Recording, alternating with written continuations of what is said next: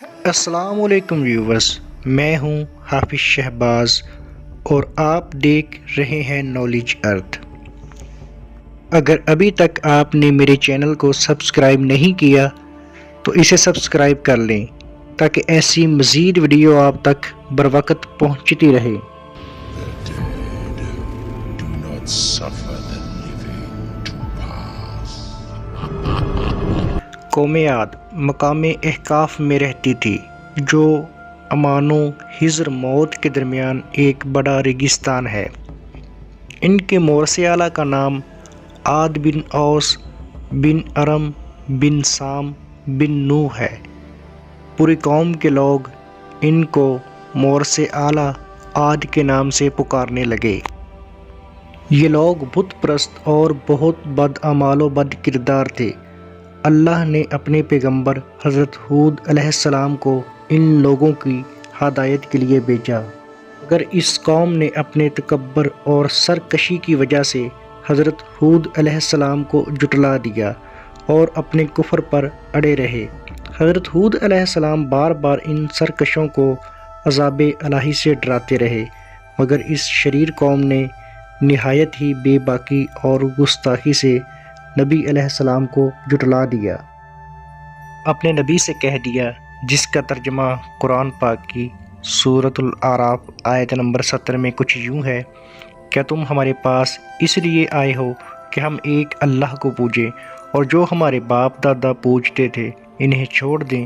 تو لاؤ جس کا ہمیں وعدہ دے رہے ہو اگر سچے ہو۔ آخر عذاب الہی کی جھلکیاں شروع ہو گئیں۔ 3 سال تک بارش ہی نہیں ہوئی، ہر طرف قحط و خوش سالی کا دور دورہ ہو گیا، یہاں تک کہ لوگ اناج کے دانے دانے کو ترسنے لگے۔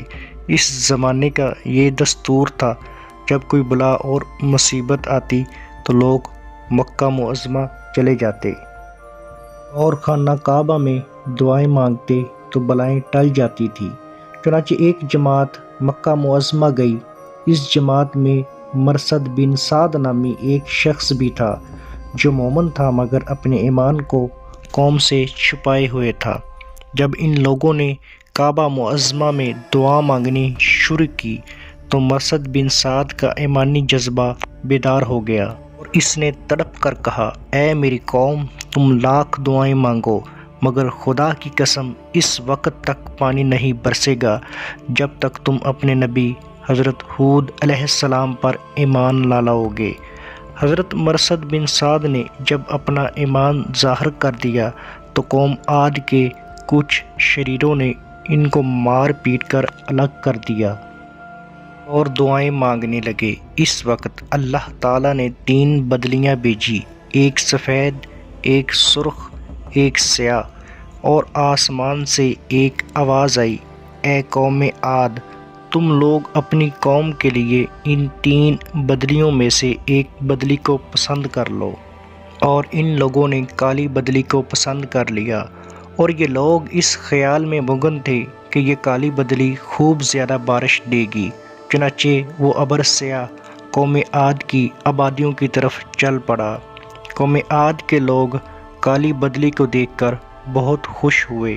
حضرت ہود علیہ السلام نے فرمایا، اے میری قوم، دیکھ لو عذاب الہی ابر کی صورت میں تمہاری ہی طرف بڑھ رہا ہے، مگر قوم کے گستاخوں نے اپنے نبی کو جھٹلا دیا اور کہنے لگے، کہاں کا عذاب، کیسا عذاب؟ یہ بادل پچھم کی طرف سے آبادیوں کی طرف برابر بڑھتا رہا۔ ایک دم ناگہاں اس میں سے ایک آندھی آئی جو اتنی شدید تھی کہ اونٹوں کو مع سوار کہیں سے کہیں اڑا کر لے گئی۔ پھر اتنی زوردار ہوا ہو گئی کہ درختوں کو جڑوں سے اکھاڑ کر اڑانے لگی۔ یہ دیکھ کر قوم عاد کے لوگوں نے اپنے سنگین محلوں میں داخل ہو کر دروازوں کو بند کر لیا، مگر آندھی کے جھونکے نہ صرف دروازوں کو اکھاڑ کر لے گئے بلکہ پوری عمارتوں کو جھنجھوڑ کر ان کی اینٹ سے اینٹ بجا دی۔ 7 رات اور 8 دن مسلسل یہ آندھی چلتی رہی، یہاں تک کہ قوم عاد کا ایک ایک آدمی مر کر فنا ہو گیا، اور اس قوم کا ایک بھی بچہ باقی نہ رہا۔ جب آندھی ختم ہوئی تو اس قوم کی لاشیں زمین پر اس طرح پڑی ہوئی تھی جس طرح کھجور کے درخت اکھڑ کر زمین پر پڑے ہوں۔ قرآن پاک کی سورہ الحاقہ آیت نمبر 6-8 اللہ تعالیٰ کا ارشاد ہے، اور رہے عاد وہ ہلاک کیے گئے نہایت سخت گرجتی آندھی سے، وہ ان پر قوت سے لگا دی 7 راتیں اور 8 دن لگاتار، تو ان لوگوں کو ان میں دیکھو بچھڑے ہوئے، وہ کھجور کے سوکھے ہوئے تنے گرے ہوں تو ان میں سے کسی کو بچا ہوا دیکھتے ہو؟ اور پھر قدرت خداوندی سے کالے رنگ کے پرندوں کا ایک غول نمودار ہوا، جنہوں نے ان کی لاشوں کو اٹھا کر سمندر میں پھینک دیا، اور حضرت ہود علیہ السلام نے اس بستی کو چھوڑ دیا، چند مومنین کو جو ایمان لائے تھے ساتھ لے کر مکہ مکرمہ چلے گئے، اور اپنی آخری زندگی تک بیت اللہ شریف میں عبادت کرتے رہے۔ ناظرین کرام، قرآن کریم کے اس دردناک واقعہ سے یہ سبق ملتا ہے کہ قوم عاد جو بڑی طاقتور قداور قوم تھی، اور ان لوگوں کو مالی خوشحالی بھی نہایت مستحکم تھی، کیونکہ سرسبز کھیتیاں، ہرے بھرے باغات ان کے پاس تھے۔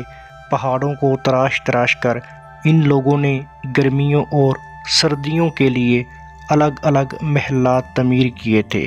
ان لوگوں کو اپنی کثرت اور طاقت پر بڑا اعتماد تھا، اپنے سامان عیش و عشرت پر بڑا ناز تھا، مگر کفر، بدعمالیوں اور بدکاریوں کی نحوست نے ان لوگوں کو قہر الہی کے عذاب میں اس طرح گرفتار کر دیا کہ آندھی کے جھونکوں اور جھٹکوں نے ان کی پوری آبادی کو جھنجھوڑ کر چکنا چور کر دیا، اور اس پوری قوم کے وجود کو صفائے ہستی سے اس طرح مٹا دیا کہ ان کی قبروں کا بھی کہیں نشان باقی نہ رہا۔ تو پھر بھلا ہم لوگ جیسے کمزور قوموں کا کیا ٹھکانہ ہے کہ عذاب الہی کے جھٹکوں کی تاب لا سکیں؟ اس لیے جن لوگوں کو اپنی اور اپنی نسلوں کی خیریت و بقا منظور ہے، انہیں لازم ہے کہ وہ اللہ اور اس رسول صلی اللہ علیہ وآلہ وسلم کی نافرمانیوں اور بدعمالیوں سے ہمیشہ بچتے رہیں۔ دعا ہے کہ اللہ پاک ہمیں نیک عمل کرنے کی توفیق عطا فرمائے اور ہمارے گناہوں کو معاف فرمائے۔ آمین ثم آمین۔